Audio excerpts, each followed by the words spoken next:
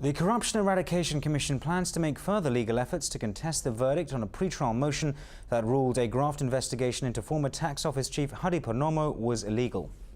Yang pertama, pemohon hanya memohon untuk menyatakan bahwa penyidikan yang dilakukan oleh KPK terhadap pemohon adalah tidak sah.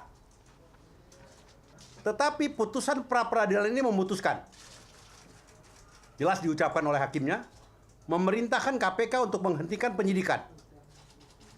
Hal ini jelas bertentangan dengan bunyi pasal 40 Undang-Undang Nomor 30 Tahun 2002 yang menyatakan bahwa KPK tidak berwenang untuk menghentikan penyidikan.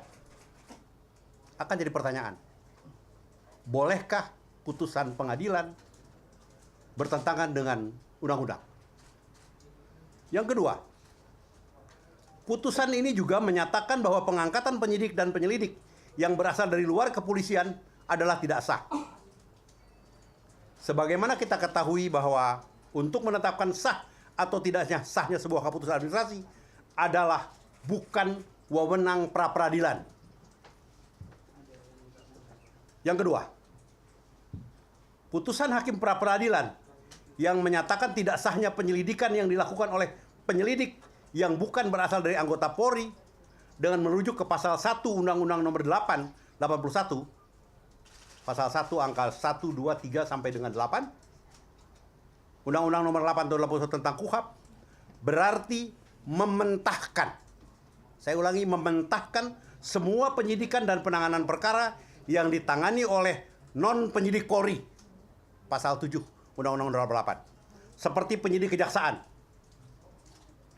penyidik pajak, penyidik bea cukai, penyidik kehutanan, penyidik perikanan, penyidik pasar modal, penyidik imigrasi, penyidik tindak pidana lingkungan, penyidik KPK, dan penyidik OJK. Mengapa? Karena dalam prakteknya, penyelidik untuk tindak pidana tersebut tidak dilakukan oleh penyelidik anggota Polri. Tidak ada anggota Polri yang menyelidik tindak pidana pajak. Penyidik pajak iya. Dengan demikian, termasuk di dalamnya 371 tindak pidana korupsi yang telah memiliki kekuatan hukum tetap yang disidik oleh KPK sejak tahun 2004 menjadi tidak sah. Padahal perkara ini telah diperiksa di pengadilan negeri, pengadilan tinggi, dan Mahkamah Agung dan sudah mendapatkan kekuatan hukum tetap. Sudah inkrah van geweeste. Artinya, tidak ada yang salah dalam penanganan kasus ini. Tidak ada yang salah dalam proses penyidikan perkara tersebut. Yang berikutnya, pimpinan KPK berpendapat bahwa putusan pra-peradilan ini merupakan upaya sistematis untuk mematahkan upaya pemberantasan korupsi yang dilakukan oleh KPK, yang nyata telah memberi pengaruh positif bagi pencitraan pemerintah yang bersih, efektif, dan efisien.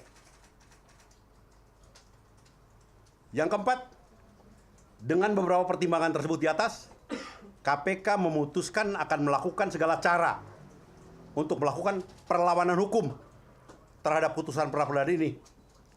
Bukan saja untuk mempertahankan eksistensi KPK, melanjutkan upaya pemberantasan korupsi, tetapi juga meluruskan kembali proses penegakan hukum yang akan porak-poranda akibat